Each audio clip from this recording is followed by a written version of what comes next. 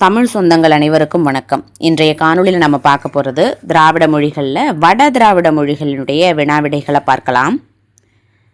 முதலாவது வினாவை பார்த்தோம் அப்படின்னா, மூல திராவிட ஒலியான ககரம், இந்த ககரம் ஈ தவிர்ந்த முன்னுயிர்களின் முன்னாடி எப்படி மாற்றம் பெறுகிறது?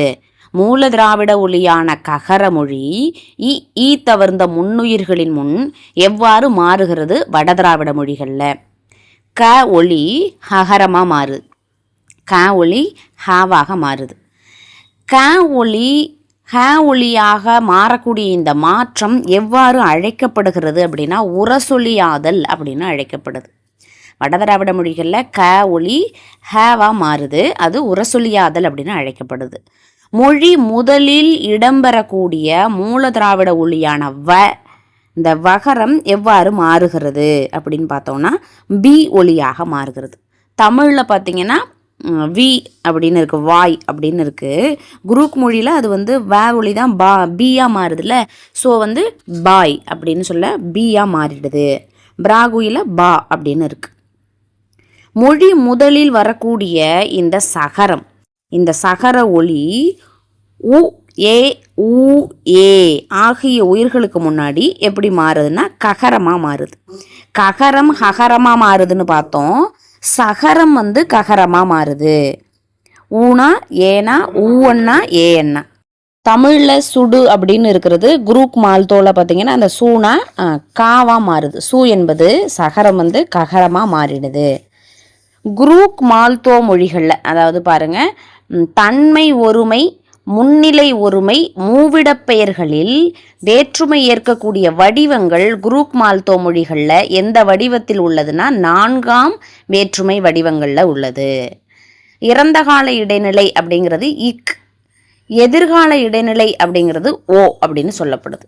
தன்மை ஒருமை முன்னிலை ஒருமை மூவிடப் பெயர்களின் வேற்றுமை ஏற்கும் வடிவங்கள் குரூக் மால்தோ மொழிகளில் 4ஆம் வேற்றுமை வடிவங்களில் இருக்குது. இறந்த கால இடைநிலை இக்கு, எதிர்கால இடைநிலை ஓ. அடுத்ததா குரூக் மொழியினை ஒரோவன் என்று குறிப்பிட்டவர் யார்? கால்டுவெல். குரூக் மொழியினை ஒரோவன் என்று குறிப்பிட்டவர் கால்டுவெல். 1961ஆம் ஆண்டினுடைய கணக்கெடுப்பின்படி குரூக் மொழி பேசுவோரினுடைய எண்ணிக்கை 11.4 லட்சம். 1961ஆம் ஆண்டினுடைய கணக்கெடுப்பின்படி குரூக் மொழி பேசுவோரினுடைய எண்ணிக்கை 11.4 லட்சம். குரூக் மொழி பேசுவோர் வாழக்கூடிய இடங்கள் யாவை? பீகார், அஸ்ஸாம், வங்காளம், மத்திய பிரதேசம். குரூக் மொழி பேசுவோர் வாழக்கூடிய இடங்கள் பீகார், அஸ்ஸாம், வங்காளம், மத்திய பிரதேசம். குரூக் மக்கள் பற்றிய குறிப்புகளை தருபவர் யார்? கொலோனல் டால்டன். குரூக் மக்கள் பற்றிய குறிப்புகளை தருபவர் கொலோனல் டால்டன். குரூக் மக்கள் பற்றிய குறிப்புகளை தந்தது கொலோனல் டால்டன். குரூக் மக்கள் பற்றிய குறிப்புகளை தரக்கூடிய கொலோனல் டால்டன் அவர்களினுடைய நூல் வங்காள மக்களின் வரலாறு. குரூக் மக்களை பத்தி கொலோனல் டால்டன் குறிப்பு சொன்னாரு. அந்த குறிப்புகளை எந்த நூல்ல சொன்னாரு அப்படின்னா வங்காள மக்களின் வரலாறு. அடுத்ததா குரூக் மொழிக்கு இலக்கணம் எழுதியவர் யார்?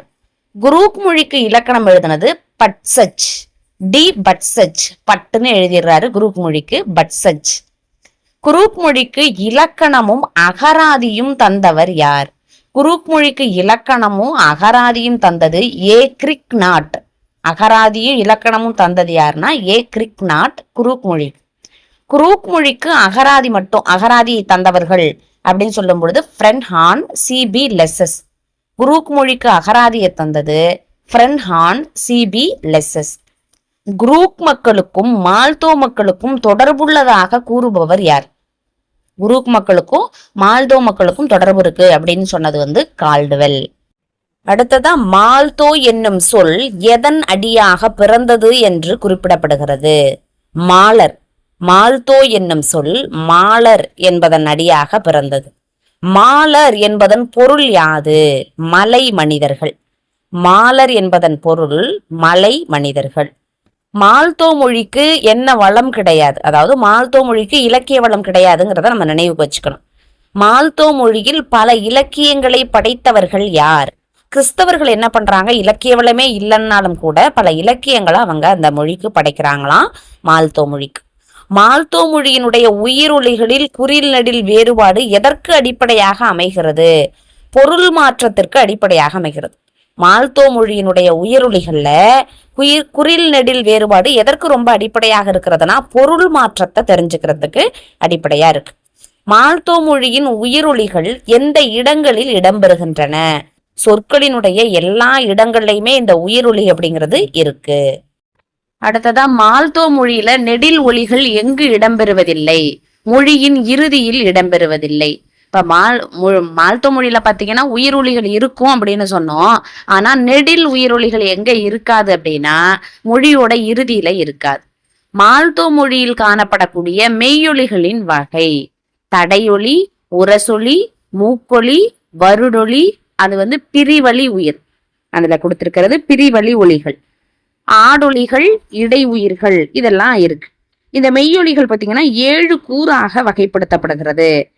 மெய்யொலிகள் 7 கூறாக வகைப்படுத்தப்படக்கூடிய மொழி எதுன்னு கேட்கலாம். வடதிராவிட மொழியான மால்தோல இருக்கு. ஆனா இந்த மொழியில என்ன இல்லைன்னு பாத்தீங்கன்னா உயிர்ப்புலிகள். இம்மொழியில் உயிர்ப்புலிகள் இடம்பெறுவது கிடையாது. மால்தோ மொழியில் இடம்பெறாத ஒலி உயிர்ப்புலி. மெய்யொலிகள் 7 கூறாக வகைப்படுத்தப்படுகிறது. உயிரொலி இருக்குன்னு பார்த்தோம். ஆனா நெடில் உயிரொலிகள் மொழியோட இறுதியில இல்லை அப்படின்னு பார்த்தோம். இப்ப காணப்படாதது அப்படின்னா உயிர்ப்பொலி. உயிரொலி வேற, உயிர்ப்பொலி வேற. 1961ஆம் ஆண்டினுடைய கணக்கெடுப்பின்படி மால்தோ மொழி பேசுவோரின் எண்ணிக்கை 90,000 பேர் என்ன பண்றாங்க, மால்தோ மொழி பேசுறாங்க. குரூப் மொழியை 11.4 லட்சம் பேர் பேசுறாங்க அப்படின்னு பார்த்திருந்தோம். மால்தோ மொழி பேசுவோர் வாழக்கூடிய பகுதி பீகார், வங்காளம்.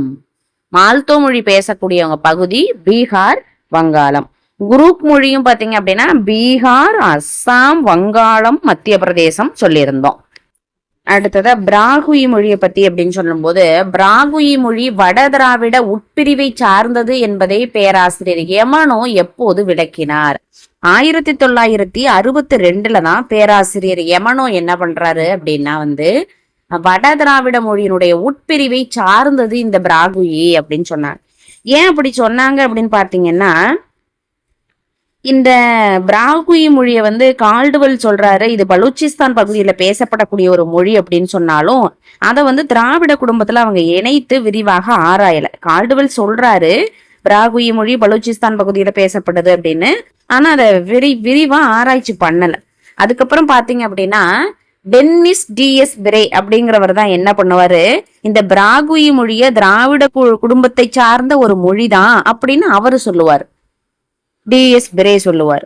ஆனா எமனோ என்ன பண்ணுவாரு, பிராகுயி மொழி வட திராவிட உட்பிரிவை சார்ந்தது அப்படின்னா 1962 சொல்றாரு. மூல திராவிட மொழியிலிருந்து முதல் நிலையில் பிரிந்த மொழியாக கருதப்படுவது பிராகுயி மொழி. பிராகுயி மொழி பேசும் மக்கள் பாகிஸ்தானினுடைய எந்த பகுதியில் வாழ்கின்றனர் அப்படின்னு சொல்லும்போது கலாத், ஹைர்பூர் அப்படிங்கக்கூடிய பகுதிகளிலையும் வாழுறாங்க. பாகிஸ்தான்ல இருக்கக்கூடிய கலத், ஹைர்பூர் அப்படிங்கக்கூடிய பகுதியில வாழுறாங்க இந்த மக்கள். அது மட்டும் இல்லாம ஈரான், ஆப்கானிஸ்தான் பகுதியிலையும் வாழுறாங்க. பிராகுயி மக்கள் வாழக்கூடிய பகுதிகளில் பெரு வழக்கில் உள்ள மொழி இந்த பலுச்சி மொழி. பிராகுயி பாகிஸ்தானோட பகுதிகளில், பலூச்சிஸ்தான் பகுதிகளில் பிராகுயி மொழி பேசப்படுது. அந்த பிராகுயி மக்கள் பேசக்கூடிய மொழி பார்த்தீங்கன்னா ஒரு பேச்சு வழக்கான மொழி அப்படின்னு சொல்லும் போது பலுச்சி மொழி அப்படிங்கிறது. பிராகுயி மொழி எந்த மொழியோடு நெருங்கிய தொடர்பு கொண்டது? பாரசீக மொழியோட நெருங்கிய தொடர்பு கொண்ட ஒரு மொழியா இது இருக்கு. அடுத்ததா பிராகுயி மொழி எத்தனை பேரால பேசப்படுது? பிராகுயி மொழி பேசக்கூடியவர்களுடைய எண்ணிக்கை அப்படின்னு சொல்லும் பொழுது 3 லட்சம் பேர் இதை பேசுறாங்க அப்படின்னு ஒரு சாரார் சொல்றாங்க. சில பேர் பார்த்தீங்கன்னா 5 லட்சம் பேர் பேசுறாங்க அப்படிங்கக்கூடிய வேறுபாடு அதுல இருக்கு 1961ஆம் ஆண்டினுடைய கணக்கெடுப்பின்படி. அடுத்ததா பிராகுயி மொழியை பற்றி ஆய்ந்து பல கட்டுரைகளை எழுதினது யாரு அப்படின்னா எமனோ. பிராகுயி மொழிக்கு கட்டுரை எழுதினது எமனோ. எருகலா என்ற மொழி எவ்வாறு கருதப்படுகிறது? திராவிட மொழி குடும்பத்தினுடைய மற்றொரு கிளை மொழியாக இந்த எருகலாங்கிறது கருதப்படுகிறது. கோயா மொழியின் இலக்கண அமைப்பு தொடர்பாக பல ஆய்வுகள் மேற்கொள்ளப்பட்டிருக்கு. கோயா மொழியினுடைய இலக்கண அமைப்பு தொடர்பாக பல ஆய்வு மேற்கொள்ளப்பட்டிருக்கு. ஏன் அப்படின்னு பாத்தீங்கன்னா இந்த கோயா மொழிய வட திராவிட மொழியோட என்ன பண்றாங்க அப்படின்னா இணைக்கிறாங்க இந்த கோயா மொழியை. ஆனா சில பேர் என்ன பண்றாங்க அப்படின்னா இந்த கோயா மொழியை கோண்டியினுடைய வட்டார வழக்காகவே நினைக்கிறாங்க. அதனாலதான் இந்த எருகலாங்கிற மொழிய திராவிட குடும்பத்தோட மற்றொரு மொழியா சேர்க்கிறாங்க. கோயாங்கிறது பாத்தீங்கன்னா பல ஆய்வுகள் மேற்கொண்டிருக்காங்க அந்த மொழியில. இந்த வினாவுல ஏற்கனவே நம்ம சொன்னோம், பிராகுயி மொழி முதல்லயே பிரிந்து போயிட்டு மூல திராவிட மொழியிலிருந்து அப்படின்னு நம்ம சொன்னோம். அதனால திராவிட மக்களும் பிராகுயி மக்களும் ஒரே இனத்தவர் தான் சொல்றதுக்கு எந்த விதமான சான்றுகளும் இல்லை. அவங்க திராவிட மொழியை பேசுறவங்களோட கலப்பு ஏற்பட்டிருக்கலாம் இந்த பிராகுயி மொழி பேசுறவங்க கிட்ட அப்படின்னு ஒருத்தர் சொல்றாரு. இந்த பாயிண்ட் மட்டும் நான் கொடுக்கல, ராமச்சந்திர தீட்சிதர் சொல்றாரு. திராவிட மொழி பேசுவோருடைய கலப்பு என்பது அவர்களிடையே ஏற்பட்டிருக்கலாம். பிராகுயி மக்களும் திராவிட மக்களும் ஒண்ணுன்னு சொல்றீங்க, அங்க பேச்சு மொழியில கலப்பு ஏற்பட்டிருக்கலாம் அப்படின்னு சொல்றாரு ராமச்சந்திர தீட்சிதர். இந்த காணொளி உங்களுக்கு பயனுள்ள வகையில இருந்துச்சுன்னா ஒரு லைக் பண்ணுங்க. நன்றி, வணக்கம்.